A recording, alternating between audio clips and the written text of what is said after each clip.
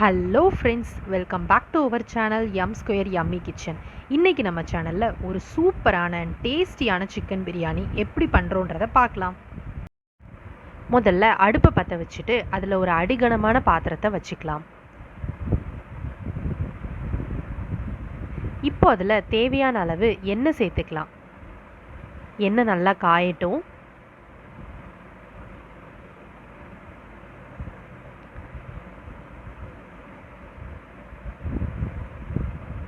இப்போ எண்ணெய் காஞ்சதுக்கப்புறமா நம்ம எடுத்து வச்சுருக்கிற பட்டை வகைகள் எல்லாத்தையுமே சேர்த்துக்கலாம்.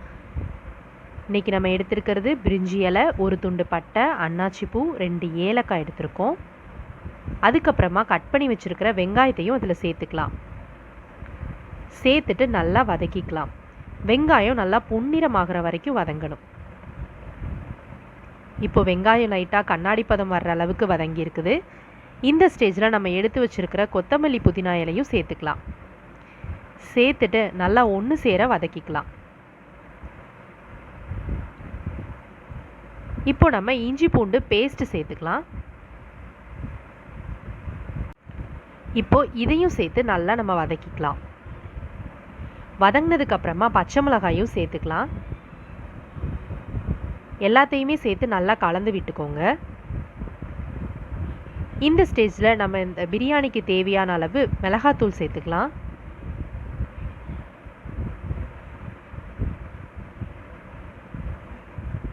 சேர்த்துட்டு நல்லா மிக்ஸ் ஆகிற வரைக்கும் கிளறிக்கோங்க. இப்போ இதோட பச்சை வாசனை போனதுக்கப்புறமா நம்ம எடுத்து வச்சுருக்கிற தக்காளி இதில் சேர்த்துக்கலாம். சேர்த்துட்டு நல்லா வதக்கிக்கோங்க.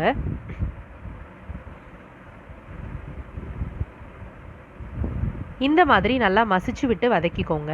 அப்படின்னா தான் தக்காளியோட ஃப்ளேவர் உள்ளே நல்லா இறங்கும்.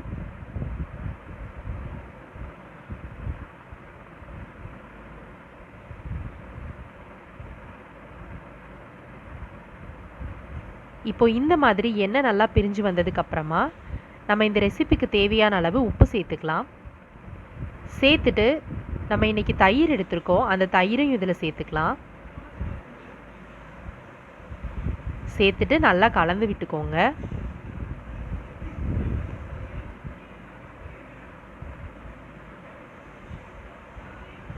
இப்போ இந்த ஸ்டேஜில் நம்ம நல்லா கழுவி எடுத்து வச்சுருக்கிற சிக்கனை இதில் சேர்த்துக்கலாம்.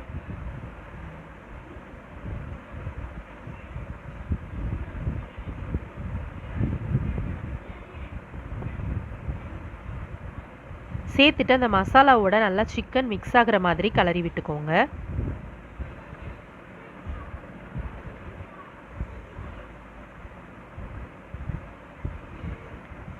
இப்போ இந்த பிரியாணிக்கு தேவையான அளவு தண்ணி நம்ம சேர்த்துக்கலாம். நம்ம இன்றைக்கி செய்ய போகிற பிரியாணியோட அளவு 1 கிலோ ரைஸுக்கு 1 கிலோ சிக்கனுன்ற கணக்கு.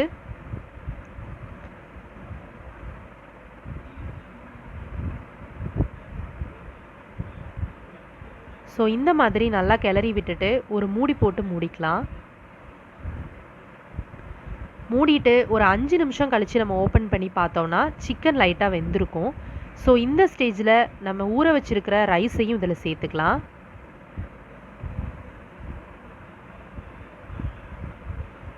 சேர்த்துட்டு நல்லா கலந்து விட்டுக்கோங்க.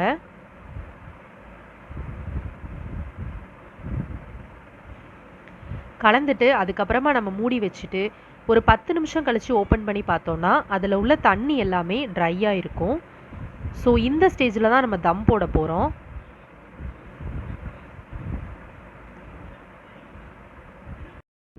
தம் போடுறதுக்கு ஒரு பாத்திரத்தில் சுடு தண்ணியை வச்சு அதை இந்த தம் போடுற பாத்திரத்துக்கு மேலே வச்சுக்கோங்க.